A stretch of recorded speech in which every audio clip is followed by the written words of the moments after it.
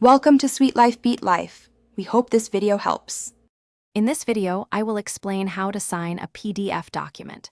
Signing documents electronically has become an essential skill in today's digital world, saving you valuable time and resources. We'll explore various straightforward methods, from using integrated software features to creating your own unique digital signature.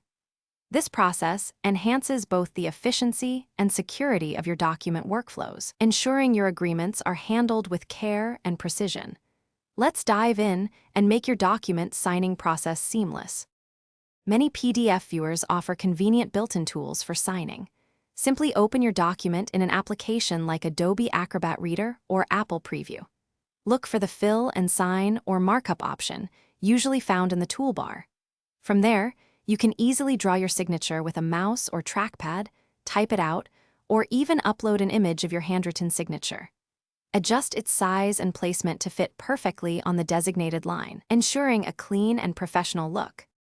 For a more secure and verifiable signature, consider creating a digital signature. This involves generating a unique digital ID, typically found within the security settings of your PDF software. You'll be guided through steps to input your personal details, such as your name and email address. Crucially, you'll set a strong password to protect this digital ID, ensuring only you can use it. Once created, you can easily apply this secure signature to your documents with just a few clicks.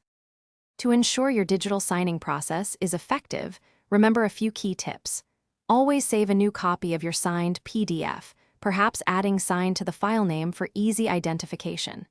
It's also a good practice to flatten the PDF after signing. This embeds the signature, making it much harder to alter. Always verify the document's properties to confirm the signature's validity.